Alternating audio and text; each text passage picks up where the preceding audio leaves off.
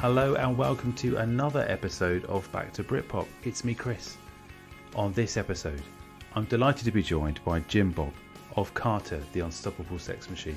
Jim talks about all his early influences, what it was like forming the band with Fruit Bat. Jim also talks a lot about the songwriting process for his solo material, and especially the latest album, Who Do We Hate Today, which if you've not heard is absolutely cracking, and you can find that on his website, which I've put a link to in the show notes.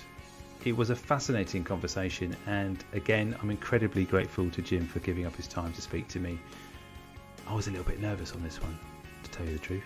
I think you can probably hear that in the questions, but I'll be back at the end of the interview to talk about all the ways that you can support this podcast. But in the meantime, here's Jim. Welcome to the podcast, Jim Bob. How are you? Not too bad, thank you. Are you? You good? Yeah, I'm all right. I can't complain. It's busy as always, but you know, that's life, isn't it? Eh? Yeah. Whereabouts in the world are you? I'm in Crystal Palace in South London.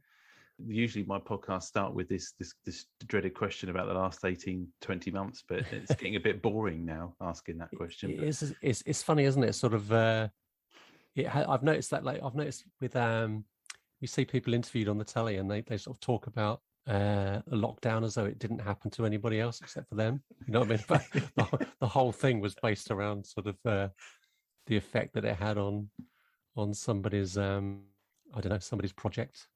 Yeah, it's kind of, you get to the stage where I think, well, we've all lived and breathed it. We ought to try and find another way to open up the conversation. But it's like, when do you stop saying Happy New Year?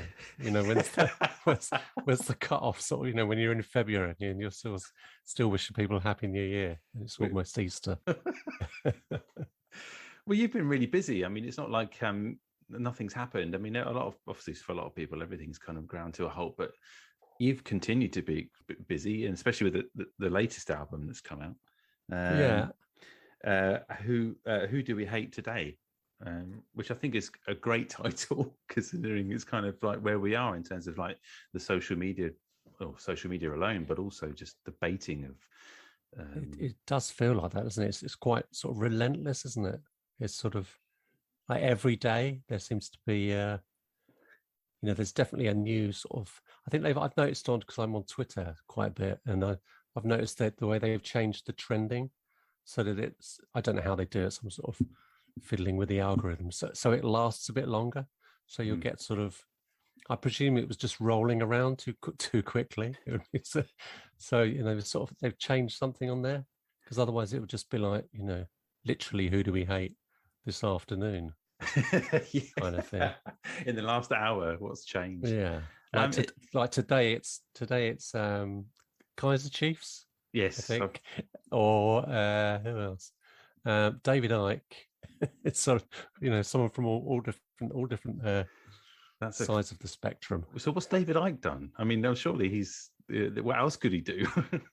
I think he'd been on some radio show or something and said something mad. Often it's just something like somebody says, "Oh God, you're almost as bad as David Icke," and then loads of people say it, and then you think, well, "Where's David Icke trending?" And it's just because people are mentioning him in something that's got nothing to do with him. But anyway, yeah.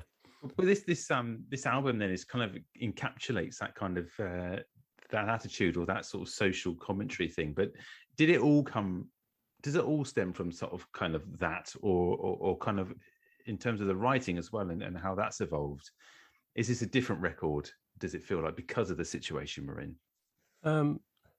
I don't know. I mean, because it came about because of the album I did before, the one last year before, which was sort of had a lot of the similar kind of themes. So a lot of the stuff about social media and that on that album, and in a way, this is sort of like almost an extension of that. So there's some of the things. I'm almost I feel like I'm sort of wary of repeating myself like a year later already, but I don't think I am.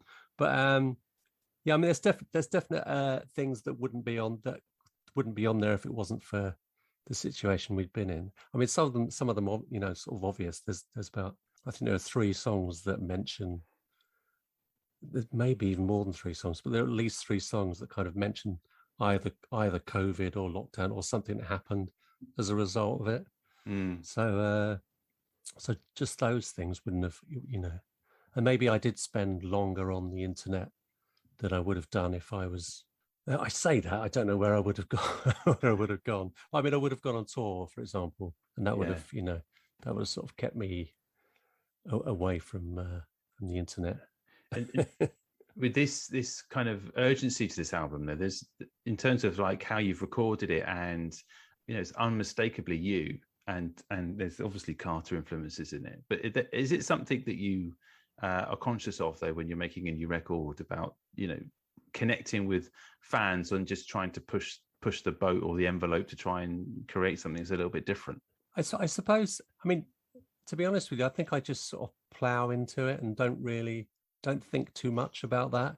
But because of the way, because the sort of the way I work, and maybe the kind of sounds and rhythms and that I want to hear, or that I'm used to, I'm bound to make things that are similar to things I've done in the past. If I did something so radically different, I think it would be, I don't know, it'd be really jarring. It would sort of notice, because it wouldn't be. I don't think it would be real. So I'm always going to sound, I think, no matter what I do, it's going to be very similar, to have similarities to things I've done in the past. But I mean, the good thing about on this album, the last album, is I worked with a lot of different, more musicians. In the past, I was kind of doing quite a lot of it myself, and then maybe there'd be a drummer and a bass player or whatever. But this time, with the Hood Rats playing on these records, it does give it that different sort of. It's definitely got the band feel to it, hasn't it? It's like a big band record. You could hear it sort of being played live. And also, I was going to say, in terms of that recording process, then, because obviously that's no mean feat to do this in the situation we're in as well. And were you just sort of passing files back to each other? Is that how you were kind of recording this album? I did it. Most of my albums for quite a while have sort of began as fairly involved demos. So I do sort of quite almost complete demos, but and then kind of start from the point of view of trying to recreate them. But then things change, obviously, and just generally playing everything better and play it. So there's an element of that. So we tend to start. We'll go in there with the demos. So with this, we couldn't all go in at one time. So that kind of helped with that, because we had the demos, so we could sort of go in and do bits, and let's say replace bits, or kind of recreate it again. But so to make it sound really sort of in a really simplistic way, say we had we do the drums, sort of kind of, it's similar to the drums that I'd done already with the drum machine, and then remove the drum machine from the demo, and then there'd always be something to play. So it was, there's a kind of a band to play along with if you were one of the musicians. I mean, ideally we would have all gone in at the same time. That we were, at the time we did it, it wasn't legal. which sounds crazy, which probably sound mad in a few years' time, but we weren't allowed to have 6 people in one room. So so it's kind of that was dependent on that to a certain extent, but also it was done quite quickly in a way, because really sort of stupid things that make you really like boring things that make you do things. So there's with this vinyl, there's the problems with vinyl at the moment, that if you want to get a vinyl record made, you have to kind of book it in a year in advance or something ridiculous. Because of the shortages and things. And because and so therefore you have to, and because of Brexit, I think it's got something to do with it as well. All the things that are causing problems with everything else. So consequently, you have to finish it. You have to have the finished thing so that you can get it sent to be pressed on vinyl so far in advance. So therefore, I found myself recording it, needed like sort of urgency to get it done. But I mean, that kind of works well for me because I get really, I get bored with things quite quickly. I'm quite eager to move on to the next thing. So I want to get things finished. So Yeah. I've got a lot of friends who make music who can just take, they'll just take years and maybe never finish anything. They'll just be sort of, oh, still working on the album they were working on like 6 years ago. Whereas like I can't work like that. I have to write things quickly and just get it done.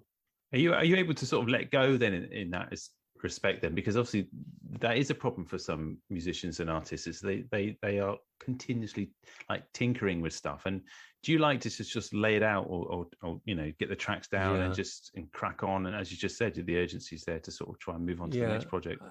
And you have to kind of recognize your own shortcomings, because I sort of know if I did everything, if everything had to be perfect, it would never come out, because I'm never happy with my singing voice, for example.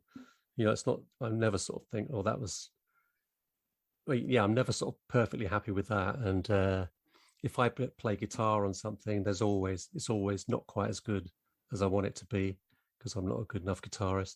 So I kind of, I've learned to know that's as good as it's going to be with certain things. So, and sometimes that's fine. And other people might not notice it at all, but, so there's that as well. It's sort of knowing when to.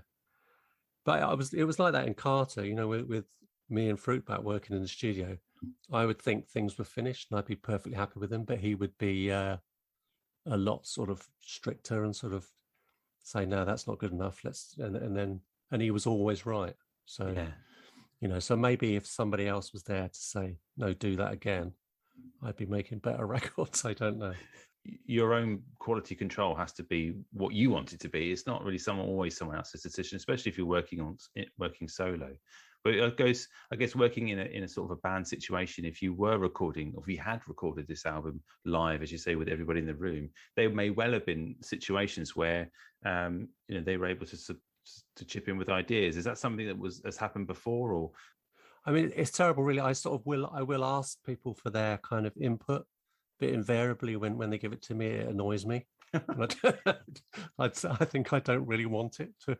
And there are certain things. I work quite closely with John Clayton, who sort of co-produced this album and the last one, and did it in his studio. So yeah, he put quite a lot into it. And Jen's guitar, especially on this album, she came in with, she'd had a lot, longer at home to kind of work stuff out. So she came in with bits of guitar that I never would have thought of myself. So there was definitely more of that on this album than there has been in anything I've done for a long time. But usually when I do things, I do ask people's opinions, but I don't. There's a point where I don't really need those opinions, if you know what I mean. Yeah. But yeah. I think that's I had sort of. I probably had trouble when I was sort of writing books, and there was editors involved, and they'd sort of tell me what was wrong and what I needed to do again, and I always found it really, I don't know, I hated it. I hated that sort of part of the process. Yeah. Even though they were probably always right, I wasn't very good at, at sort of taking that kind of. It's not a criticism, is it? I suppose but it is in a way, isn't it? It's like constructive criticism. Feedback is what they call it. Yeah, feedback. Yeah, this is good, but it'd be better if you did it completely differently. Yeah. I mean, with the terms of writing, because you've touched on it, I mean, did that seem like a logical thing, a next step to do for you because of your lyrical style and your kind of commentary on things? Not really. I think I fell into it kind of more sort of accidentally or unintentionally, because I wrote the first book about Carter, about being on tour in Carter, which I wrote after the band had split up the first time, because I sort of enjoyed. I enjoyed the process of writing that book, and also seeing it published was quite thrilling, because I'd had quite a few records out, but having a book out was like a new thing, and it was quite exciting to sort of to see a book that you'd written like printed. So that basically led me to write the second book, and then because of that I got an agent, which led to the third book, and then and so I hadn't never planned on doing it. But I did sort of think, I don't know, I was surprised that other people were surprised that somebody who was known for writing, lots of involved lyrics, that it should be such a leap to then write sort of fiction, if you know what I mean. A lot of people found that weird. People, if I do interviews at the time, think, why, as though it was unusual that somebody who wrote words for a living should be able to write words in a different way. So I don't know, but so the latest novel is a double novel. I mean, how does that?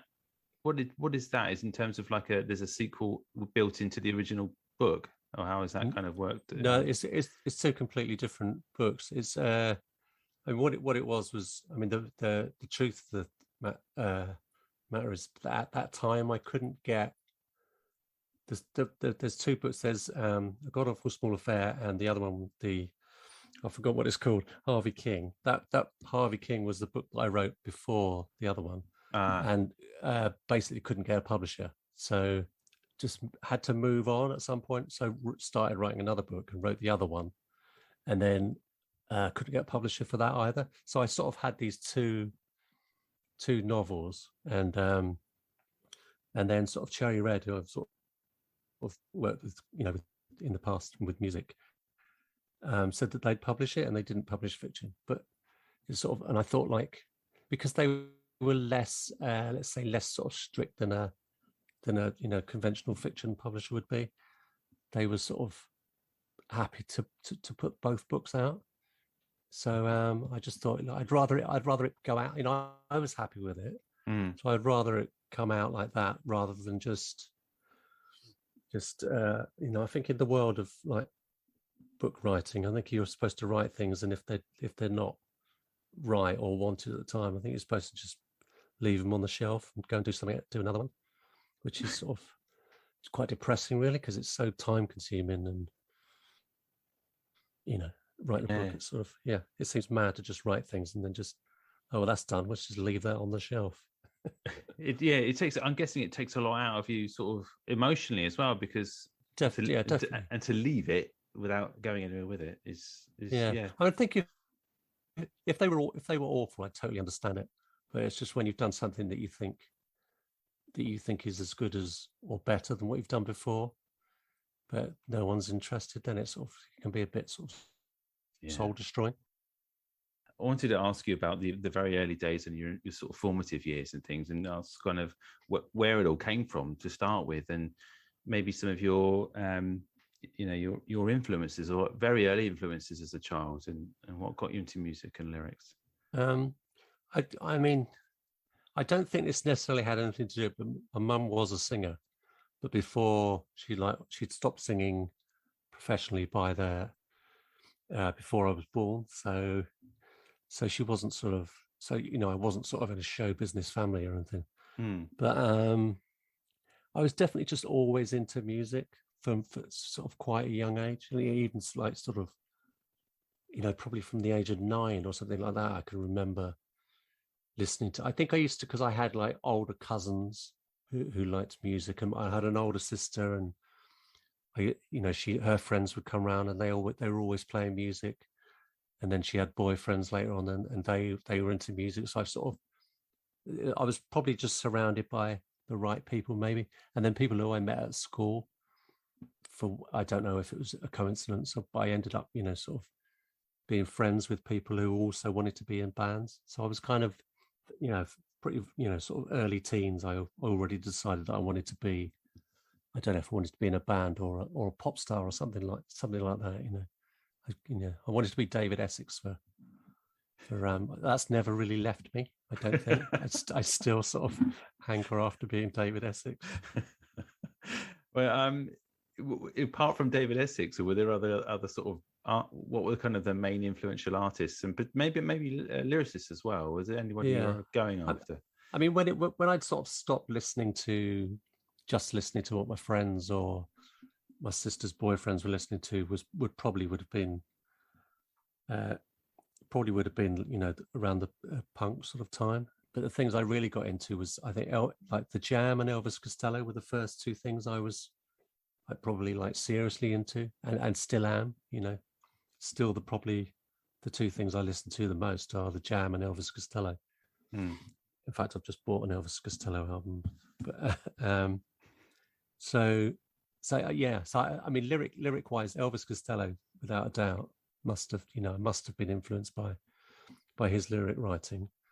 And then I got really, and maybe I got into, I don't know if I got into people because of their lyrics, or whether it was the other way around, that their lyrics made me want, I don't know. So I really like Tom Waits. Mm. And then sort of in years later, I got, I like Nick Cave, and I mean, I liked shouldn't say it now, but I liked Morris's lyrics, especially when he's in the Smiths. So I've always liked people.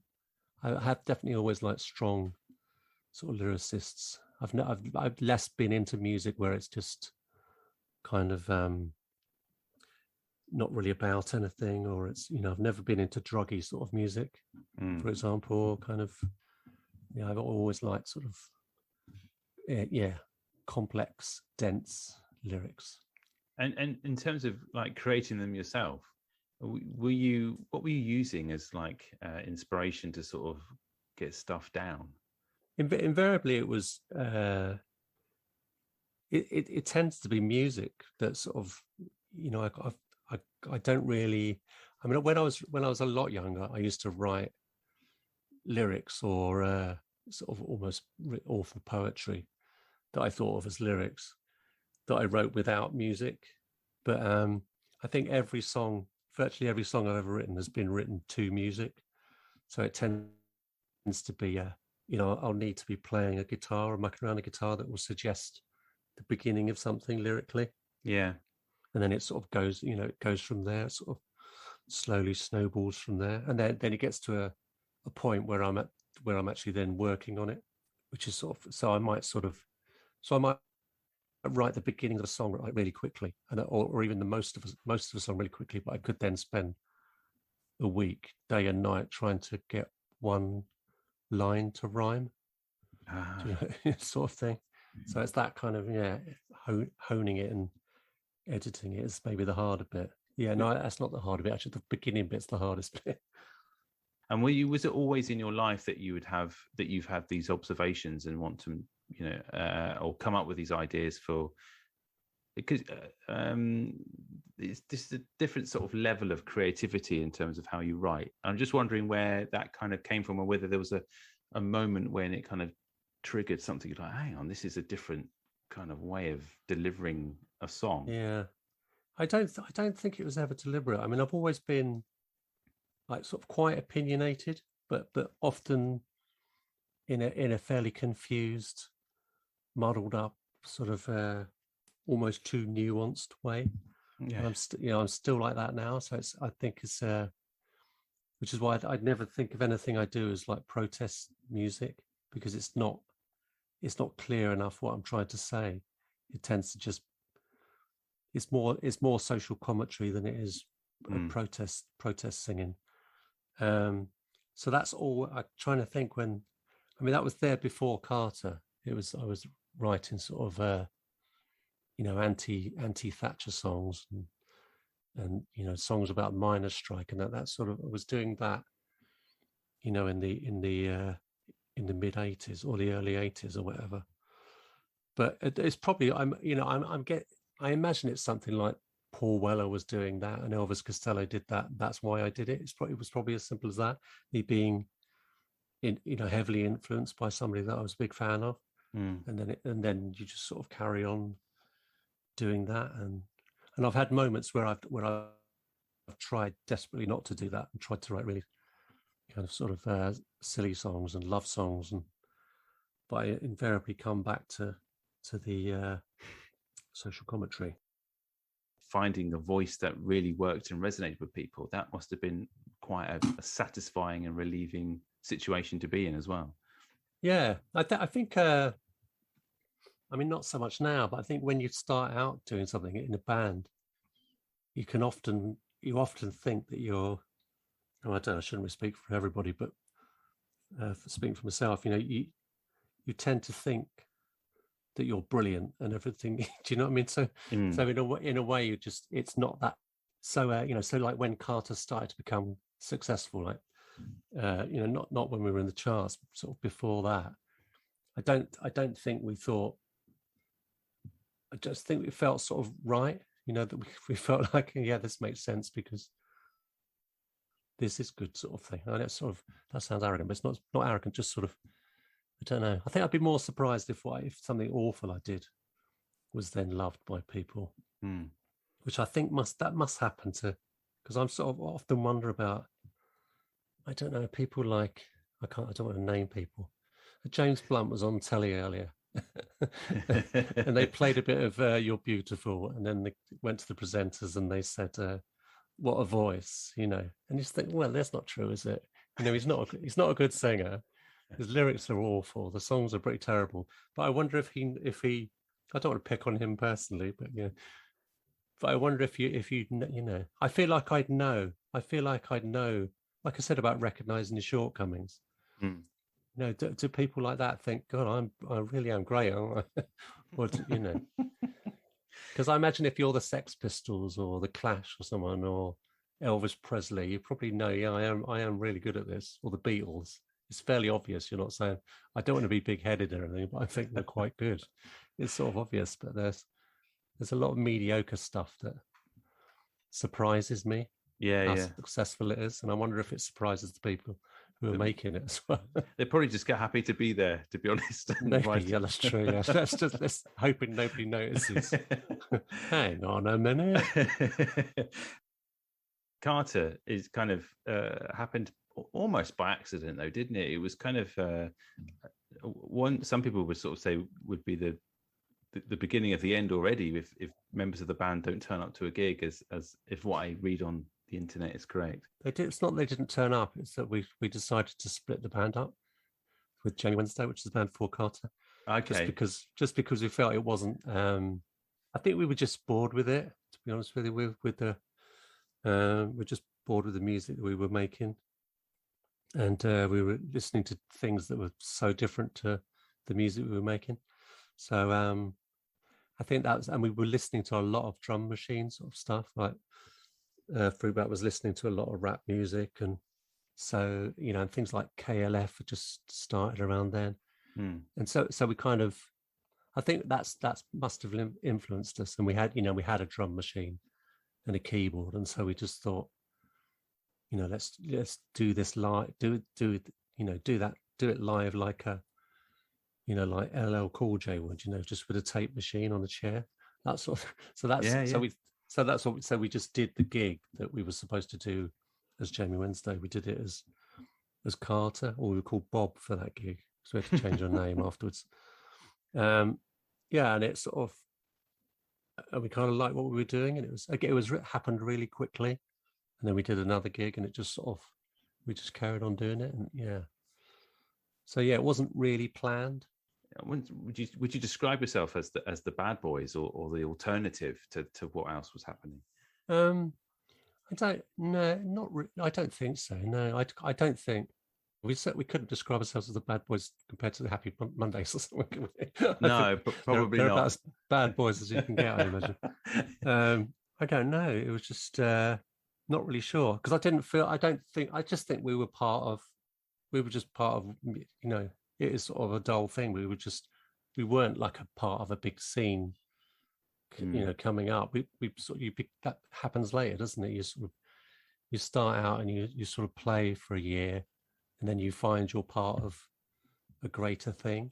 But you said you don't, I think it's my memory of you that's causing that issue with the question, because I think for me, I just remember you guys as just being like very, whoa, what's this kind of in terms of maybe not understanding what you were trying to say because of how old I was, and also seeing just the difference in terms of how you looked and the way you behaved on stage and everything. It just felt, it was fascinating for me, and I think I maybe perceived you guys as being just.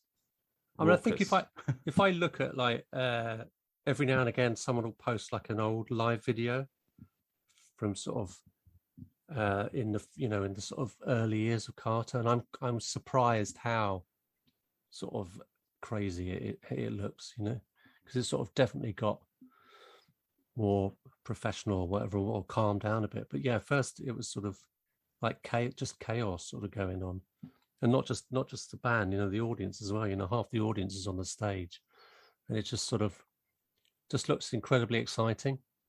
So so I imagine, it might have looked like that. We definitely had like a sort of uncompromising attitude to things. We definitely sort of, we didn't want to.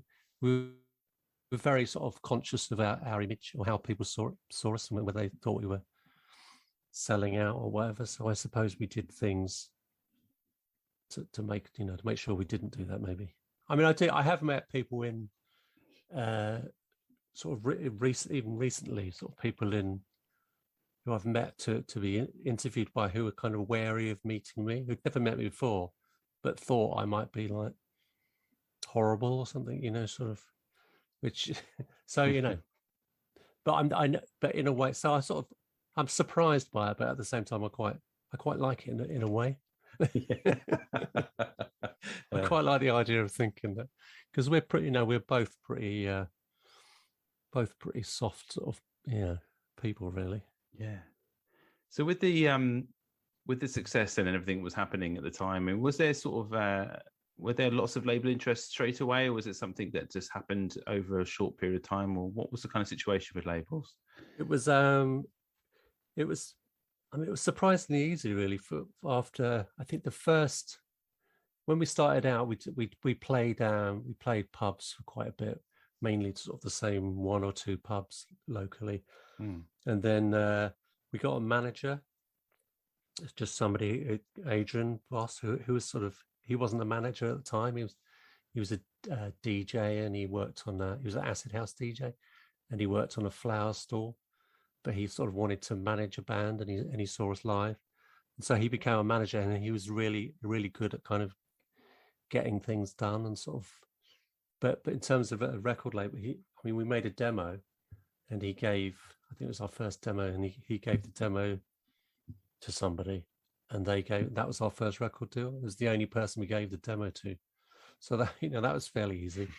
And then so that was the first single, and that led to the first album.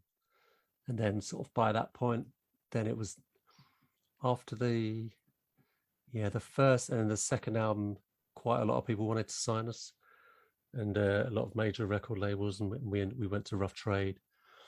And then after that, after 30 something, did so well that we then it's kind of got ridiculous in terms of, that was when everybody wanted to sign us. So that was, which was fun, because you get a lot of hampers and things. You get people send you free records and stuff. Trying to woo you. Yeah, definitely. Yeah. Did it work?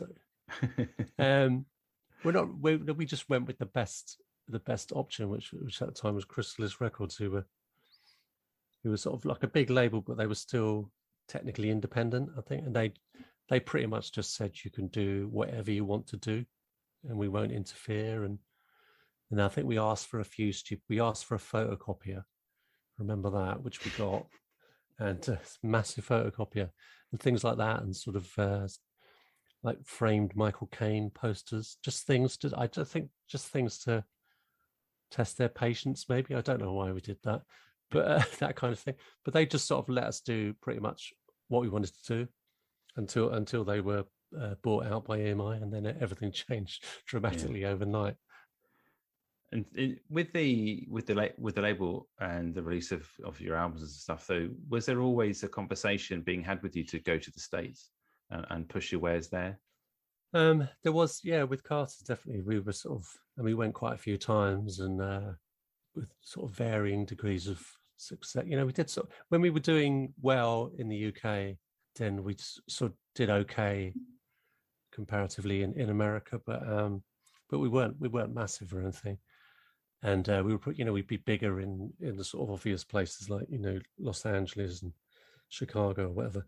But, but then we could go to Texas and play to nobody. And then, but we never sort of got beyond that, because I think we went through so many record labels. They just kept changing, not because we wanted to. They just kept changing the label all the time. So every time we had a new album out, it was with a different record label, and it would be like starting again. And there were a lot of things that we didn't like doing, because there was a lot of, we've traveled around all over the place, just going to radio stations and saying, "Hi, we're Carty on Double Sex Machine. You're listening to whatever it is, radio station 24.9, that sort of thing," which was not really what we wanted to do, but apparently that's what you had to do. So there was a lot of that. And then, so we did all right, but So how did they take to you? Did you find it was quite easy to get the messages across to that audience as well? I think the audience are fine with it, in the same way that, I think it's because if you're into something, it doesn't matter where, if you're, I don't know, everybody liked Bjork, didn't they? We didn't go, "Oh yeah, but I don't really get it because it's a bit too Icelandic for me." It's, I don't think true. I don't think it's really a problem for the audience. It would sometimes be an excuse for record labels would say, "Oh, our music was too English," or whatever, that sort of thing. Or there are too many songs about London. But I don't think, because we did okay in Japan, sort of because the people who liked our music liked that kind of music. So I don't know. Yeah, I don't think that was the issue. I think it's just too big a country, maybe. I don't know. You can't. Yeah. With the songwriting, Jim, did you ever feel any kind of pressure to just keep writing, and was it hard? To keep writing, yeah, I think, but not when we were doing really well. I don't think it was a problem then, because we liked doing it, and I think we wrote, like, maybe the fourth Carter album was probably sort of, there were things where we were maybe having a go at ourselves, and it was a lot sort of darker as a record. And then but from that point on, I think as we were gradually, I'd say, becoming less successful, with each thing we did, then I did struggle writing songs, and there was quite a lot of songs from that point onwards, Carter songs, that I don't like a lot of them, because I don't know what they're about, or I can't really, I don't feel any affection for them, or sort of, I don't, there are songs that I've got no idea what they're about, to be honest with you. And I never wanted to do that. That's not who I am. Was there pressure to actually just following up album after album? There was. I don't think there was there was with, after we did a number one album and EMI took over Chrysalis, there were meetings where, it was suggested that we needed to, to do more radio friendly singles. So we had those discussions then. But once we were kind of on the way down and going through different record labels, there wasn't really I don't think there was any pressure on us. It was just maybe we just weren't, I don't know, we'd definitely lost something, and wasn't sort of, so like writing the first two, I don't want to say it was easy, but it was easier to write those first two Carter albums than it was to write, say, the fifth and sixth, which were like really hard. So, because you kind of run out of things to say, so you're just repeating a formula. And you've got lots of live shows coming up, and I guess that was a really important thing for you to just get back on the road and just sort of start playing the new stuff and the old stuff. Yeah, I mean, because we've got these two albums made with this band, and we haven't played any of the songs live ever. We've rehearsed them recently, but we haven't. We've never played them to an audience. So that's kind of, so it'd be exciting to do that. And we're going to play some Carter songs as well, but not as many as I used to play when I was playing on my own. Yeah, just to play those songs live, and knowing that they sound good, and because it's a really good band. That's the thing. But I've started doing all my preparation sort of. I really like to over organize things. Manager Mark's the same as well, so it can be irritating for other people. So I quite early on I'll be buying things, and for sort of stupid, buying guitar strings and guitar picks and gaffer tape and things that I might, and fairy lights that we may never use, and bits of material to decorate things. You know what I mean? A sort of, or jackets that I'm not going to wear, that kind of thing. Sort of, because I do tend to think of things too far in advance. So you've got to prepare for these things. Any event, And I over prepare, definitely. It's a different world out there now. It's almost like some sort of apocalypse has gone on. People don't know what to do. I know. Is anybody going to come along? There's that whole, because that's a whole new thing to, that you can sell out a venue, but it may be half full because people don't want to go out. Yeah. So that's, we won't really know till we get there, because that's definitely a thing. We've heard anecdotally from promoters that's going on at the moment. Just sort of 40% of people at some gigs just aren't turning up. In terms of like writing, then I know you've just obviously only just released this album, but are you still writing or preparing to write again for something else? I have actually started writing some songs. I think next week next week. That's not an album next week. That's early. That would be mad. I'm not sure what's happening next year. I know we're going to do some festivals, so I don't think there'll be a new album. But I have started writing songs. I've sort of half written about 4 songs. So once I've done that, I'll tend to carry on. So I think I'll just I'd like to do a double album, or something sort of takes the pressure off having like 12 songs where they've all got to be good. I'm not saying I want to make a bad album, but I'd like to do a double album where there's sort of there are a couple of instrumentals on there, or a reggae song or something. I don't know. I'm just thinking of the Clash, the way it's sort of. Yeah. But would you ever kind of think about doing another sort of concept-y kind of album? I don't. Yeah, I probably will, but I don't. Yeah, the idea's got to come to me. But yeah, I mean, I've done it. I've done it once properly, and I've done it sort of in a half-assed way a few times, where I've sort of had a semi-concept. But not at the moment. Yeah, I'm sure I will.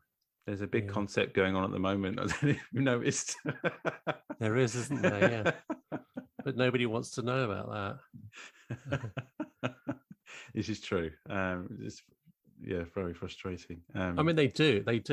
That's frustrating, because I released a single that was about the first lockdown, and it didn't really have any strong opinions about it. I just, and that they wouldn't play that on BBC because it was about COVID, which to my, which is sort of mad. Even all that, there was a lot of that stuff about how people wanted escapism, but like all the films that did well during COVID were all things like can't think what any of them are called. Outbreak was like one of the most successful videos watched, and yeah.